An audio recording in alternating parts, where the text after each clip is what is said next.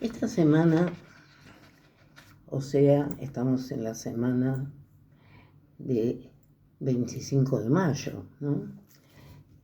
Los derechos de las mujeres han dado unos pasitos adelante.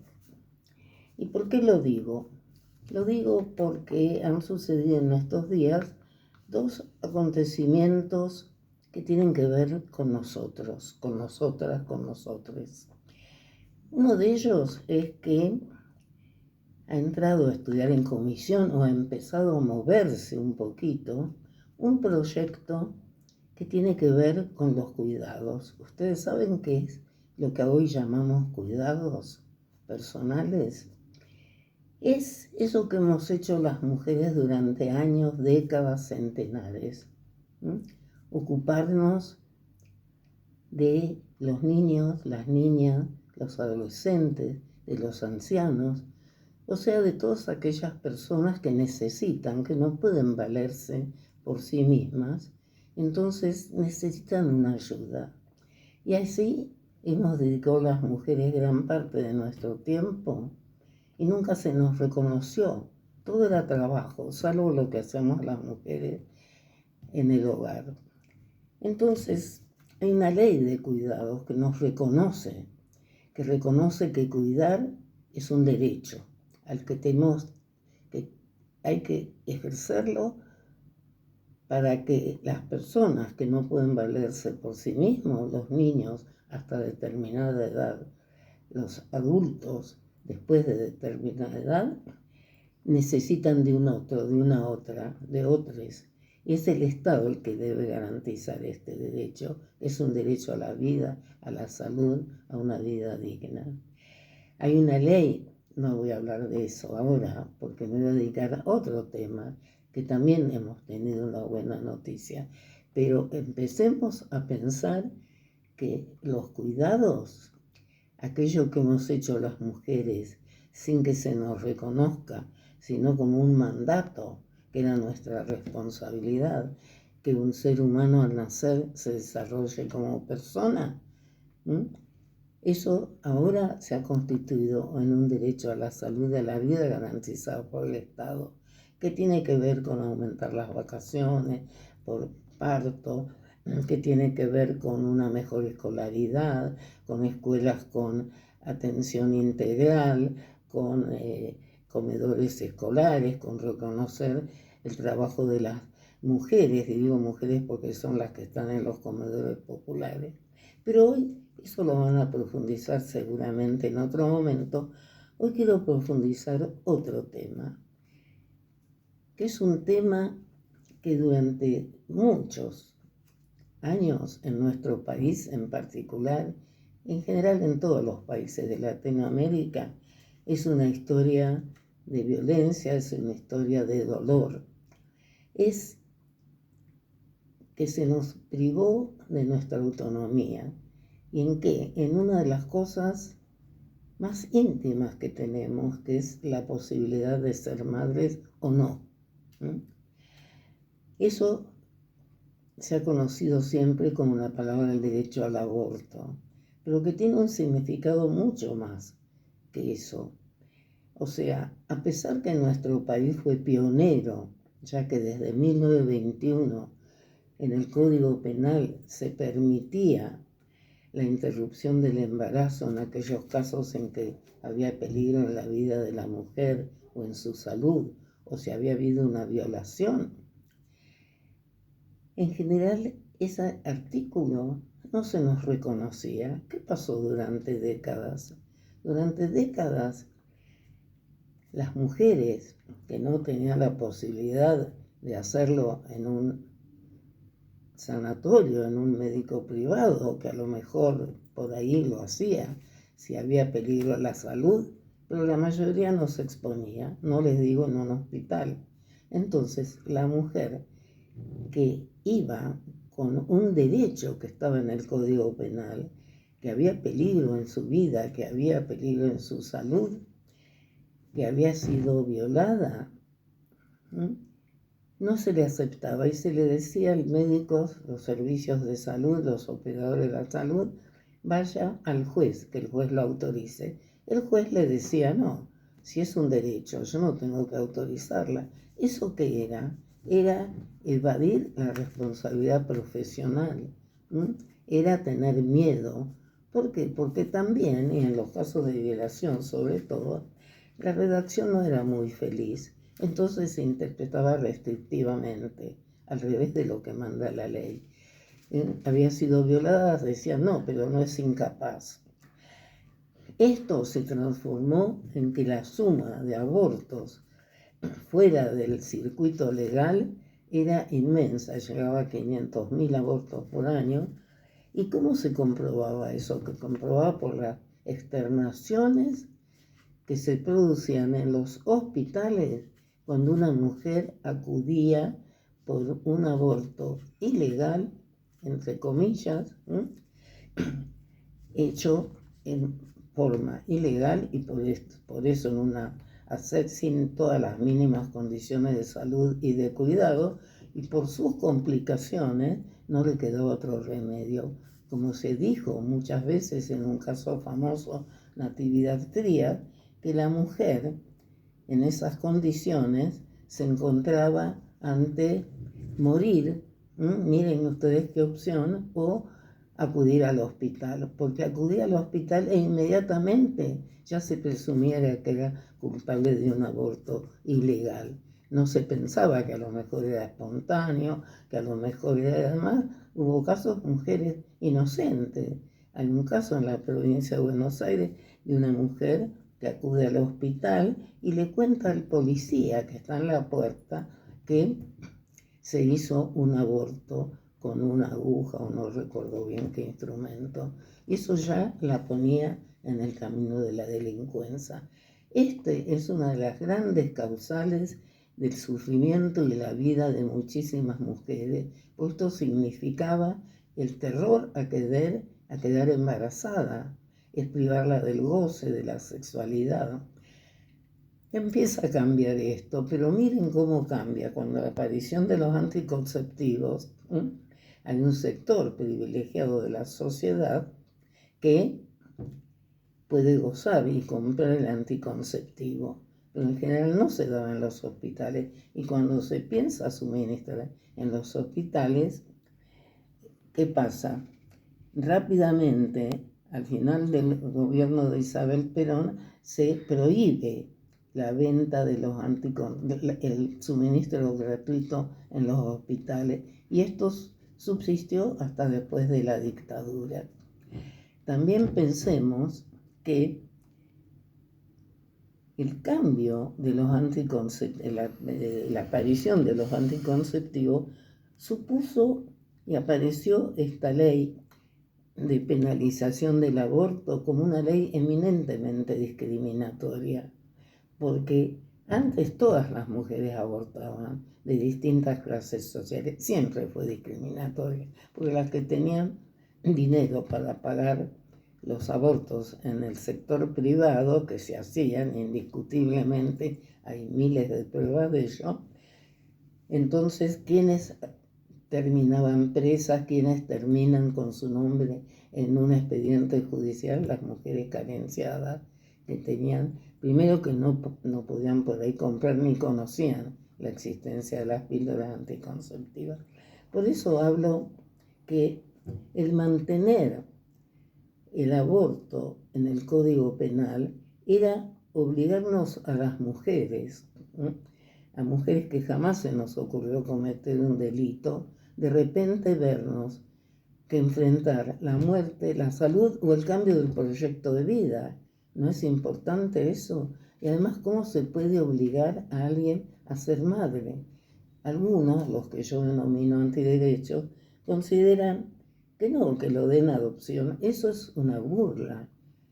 Si alguien sabe lo que es un embarazo, llevar en el seno materno, como nos dicen, nos glorifican la maternidad y después nos dicen, bueno, pero si no querías ser madre, entonces entregalo.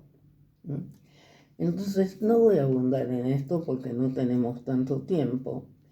Pero, ¿qué pasó? Ustedes saben que a fines del siglo pasado, en la historia de los derechos de las mujeres y del LGBT, se produce un cambio fundamental. Claro, se necesitaron 2 guerras para eso, ¿no? Sobre todo la Segunda Guerra Mundial, aparecen los tratados de derechos internacionales. Simultáneamente en nuestro país de derechos humanos, ¿no? Después de la terrible dictadura que sufrimos en los años 70 y pico, al término de esa dictadura se produce. Las mujeres siempre antes nos ocupábamos de nuestros derechos, con mayor, con menor éxito. Votamos del 1945, época del peronismo en nuestro país. Pero durante la dictadura había otros apremios, luchábamos más por los derechos políticos. Pero estos derechos civiles que hacen a nuestra vida diaria, a nuestra persona, a nuestro desenvolvimiento, desarrollo, ¿sí? No habíamos tenido esa oportunidad y empezamos a luchar por ellos. Y simultáneamente aparecen los tratados, como dije antes, de derechos humanos. Y esos tratados, en especial la CEDAW, aparece la Convención de Belén de Pará, aparece la Convención de los Derechos del Niño. Nos van indicando un camino a revelarnos. Porque si bien habíamos dejado de ser incapaces en la ley desde 1926, avanzamos un poco en 1967, pero nuestras leyes todavía no acordaban con los derechos que nos da la CEDAW. O sea, que todos, niños, niñas, adolescentes y mujeres y LGBT, somos capaces, somos sujetos de derecho, que nuestros derechos son derechos humanos, se plasman con la aparición de los tratados de derechos humanos. Nuestro país ratifica esos tratados, pero no lo vuelca expresamente la ley. Los derechos sexuales y reproductivos son aquellos que caminan más lentamente, inclusive en la CEDAW no aparecen con toda claridad. Aparecen sí en el artículo 2, en el artículo 16, cuando dice que tenemos derecho a planificar el número de hijos, pero realmente en la convención cuando es Beijing, el Congreso de Beijing, ahí ya aparece con un derecho humano. Considerar los derechos sexuales y reproductivos como derechos humanos nos ha llevado mucho tiempo. En nuestro país empiezan a dictarse leyes con el comienzo de este siglo, la ley, el Programa Nacional de Derechos Reproductivos, Ley 114 en la Ciudad Autónoma de Buenos Aires, pero todos estos nos hablan sobre todo del derecho a el uso de anticonceptivos, nos hablan de prevención, de educación, pero en el Código Civil no aparece eso y el aborto seguía con esa vieja lectura de 1921. Entonces, las mujeres hemos sido siempre un ejemplo de lucha por nuestros derechos. No bien acabada la dictadura, empiezan a realizarse los encuentros nacionales y ahí empieza a hablarse, se hablaba antes, pero menos, del derecho al aborto. Pero tenemos que reconocer que recién en este siglo la lucha por el aborto empieza a tener peso. En los encuentros que se hacen todos los años, que convocan cada vez a centenares de miles de mujeres, se empieza a sembrar esta semilla. Pero recién en el 2005 se funda la Campaña Nacional por el Derecho al Aborto. Y ahí comienza un trabajo muy importante. Ahí yo me acerco, empiezo a trabajar en estos temas, tratando de buscarle base constitucional a este derecho, a la interrupción voluntaria del embarazo. Y ahí empezamos a elaborar teoría para ver cómo realmente, si bien cómo debe interpretarse y el valor de la vida y del embrión. Hoy no tenemos tiempo para desarrollar eso porque me interesa más, pero les quiero decir que si bien que cuando hablamos de embrión y del valor de qué es el embrión, tenemos que pensar en la embriogénesis, que no es lo mismo un embrión no implantado que un embrión implantado, que no es lo mismo un embrión que empieza a desarrollarse, y que entonces esto debe cualquier ley de aborto se acorda porque no pone los mismos términos para distintas situaciones, pero que si hay un dilema bioético, en ese dilema siempre tiene que prevalecer aquello que sí es ser humano, que es la persona con corpóreo. En nuestra jurisprudencia penal siempre es considerado que no hay homicidio mientras el cuerpo del neonato sale y sale con vida. E inclusive nuestra legislación civil siempre ha dicho, si bien considera a los efectos civiles que es persona del momento de la concepción, estos derechos, los que no enuncia ninguno, porque prácticamente no tiene ninguno, mientras no es expulsado del cuerpo de la madre, para que se consolide tiene que nacer con vida, que si no es como si no hubiera existido. Entonces, evidentemente, no podemos considerar lo mismo a un embrión y a un ser humano corpóreo. No voy a abundar más en este tema, pero a partir se empiezan a presentar proyectos que no tienen, en 2010, que no tienen sanción favorable.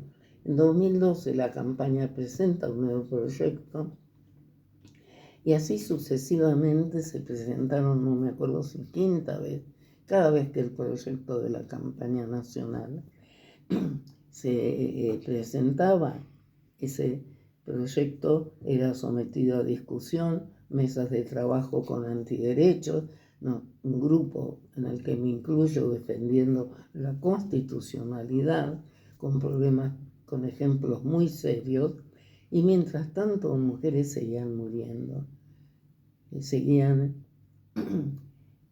sometidas a la tortura, a la vergüenza, porque mantener estas figuras en la penalización es seguir con algo que es muy doloroso, que todavía todo lo de sexual es aquello de lo que no se habla, que es absurdo, que no se enseña. Miren las dificultades que tenemos para que se imparta educación sexual integral. Entonces, ¿esto qué pasa? Que una jovencita, una niña es violada, le da vergüenza.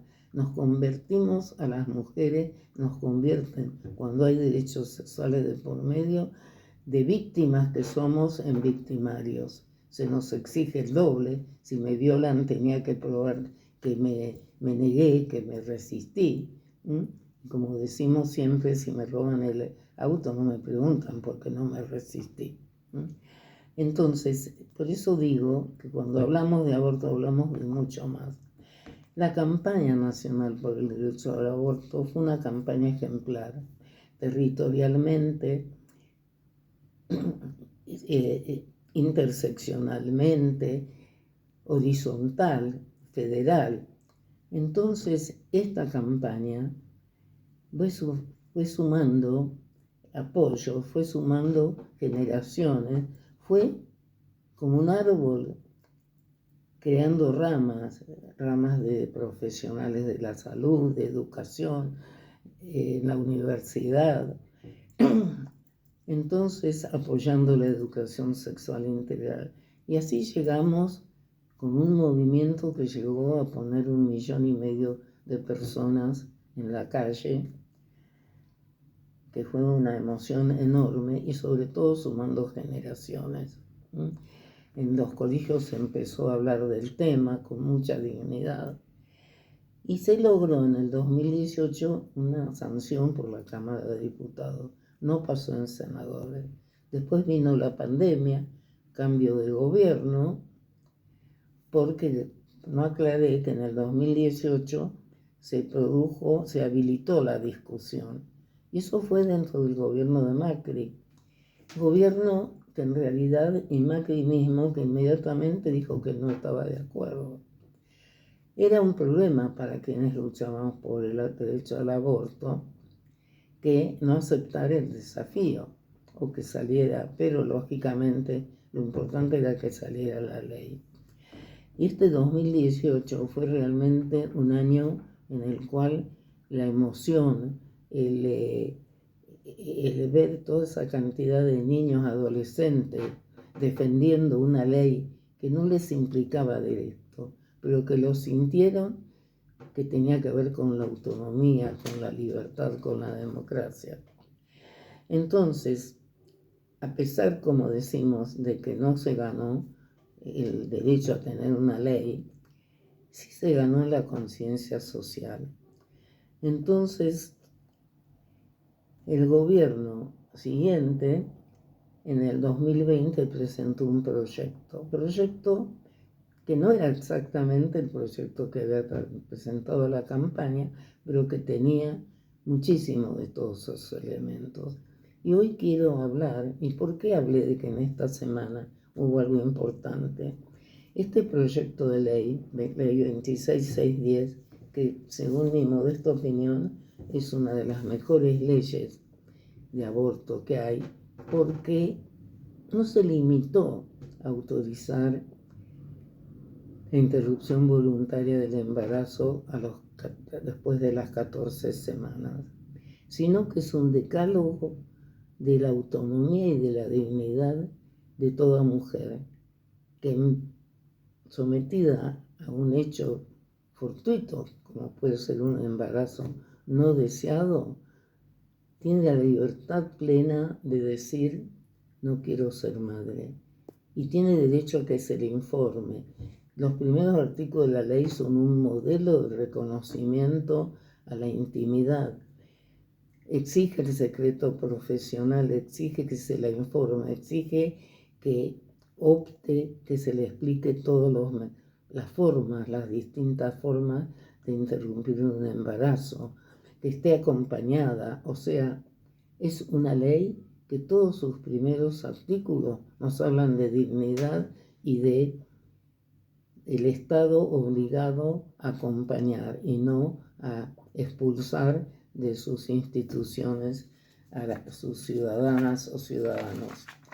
Y después también es una ley que obliga a todos los prestadores, sean privados o públicos, a suministrar gratuitamente la prestación. Respeta en cierto modo la objeción de conciencia, pero le pone muchos límites y obliga al prestador a asumir la responsabilidad hasta que delegue y la paciente sea atendida en otra prestación y pone a cargo de los objetores los gastos. Y tiene algo muy interesante que es respecto a las personas, ya sean menores de edad o incapaces, mayores de edad. Y menores de edad recoge, en eso es una novedad muy importante, el artículo 26 del Código Civil de 2015, que dice que entre los 13 y los 16 años, toda persona tiene derecho sobre su cuerpo y a recurrir a los médicos, salvo, y no puede ser rechazada su servicio, la prestación, salvo que sea, digamos, una circunstancia que pone en grave peligro su salud o que la compromete, y que en todo caso debe ser acompañado por sus progenitores o por personas, digamos, de su confianza, y que después de los 16 años debe ser, es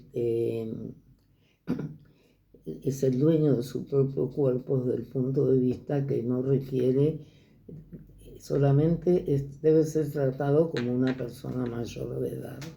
Entonces estos límites etarios tienen que ver con la realidad, porque si una niña, una adolescente de 13 años, acude a un servicio solo en una situación de embarazo, es porque no tiene un entorno familiar que lo contenga, ni tampoco una escuela que lo contuvo, o una sociedad que lo contuvo. Entonces, el médico salvo o la médica debe fundar científicamente porque se opone y requiere y no lo atiende. Entonces, les podría seguir hablando mucho tiempo. Esta ley también se ocupa de exigir que todo lo que tiene que ver con aborto se incluya en la educación sexual integral. Nos habla de que los médicos tienen, los responsables de instituciones de la salud, capacitar a los médicos en este tema. Y en la parte penal tiene también algunas cosas interesantes, porque les cuento que no les expliqué qué pasa cuando pasaron las 14 semanas. Y bueno, en las 14 semanas mantenemos el tema de que si hay violación, o sea, las 14 semanas es directo, no hay que explicar nada ni hay que hablar nada.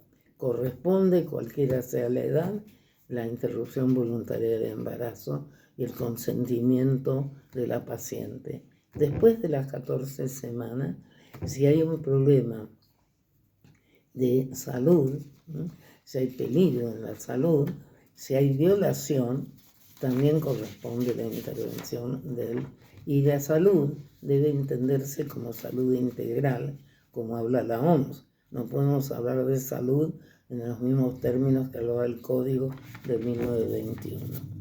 Entonces, tenemos que tener en claro, y la violación no necesita nada más que la declaración jurada ante el médico de que ha habido violación. Entonces, ¿qué pasa si un embarazo se hace sin que existan estas causales? Un embarazo, un aborto, después de las 14 semanas, la pena que se pone es una pena, yo diría, casi simbólica. Porque antes teníamos hasta 4 años de prisión, lo que habilitaba que una mujer con un embarazo espontáneo, que enseguida era interpretado como provocado, iba al hospital o a cualquier servicio de salud y por ahí al minuto tenía un policía al lado. En cambio, ¿por qué? Porque le podían declarar la prisión preventiva. Ahora se ha disminuido muchísimo y la prisión es de 3 meses a 1 año, o sea que, y además el juez puede exonerarla. Pero por otro lado se pena a los médicos que obstaculicen. Me parece que con estos elementos podemos dar por cumplida que esta ley fue pedida su inconstitucionalidad en 37 juicios. En esos 37 juicios por distintas organizaciones antiderechos, algunas personas también antiderechos, de estos 37 fueron rechazados. 2 siguen en trámite y uno de ellos ya fue rechazado ayer por la Cámara Federal. O sea, nuestra ley ha tenido efectos maravillosos. Disminuyó el embarazo adolescente, disminuyó el embarazo en las niñas menores de 13 años. Casi desapareció la muerte por abortos hechos en clandestinidad. No hay, muerte, no ha habido internaciones por efectos, provocados por abortos hechos en malas condiciones. El último registro creo que en este año ya están 90.000. Si ustedes buscan la página del Programa Nacional, van a encontrar todos estos datos. O sea, festejemos y trabajemos por la ley de aborto voluntario, la interrupción voluntaria del embarazo, porque nadie obliga a una persona que no quiere hacer un aborto a que se lo haga. Quiere ser madre, perfecto. Quiere ser madre, tener el embarazo y dar una adopción. Pero lo que no se puede es obligar, que esto es el tema de la ampliación de derechos. Cuando yo amplio derechos, beneficio a quienes lo van a ejercer y no perjudico a aquellos que no lo quieren ejercer. Muchas gracias.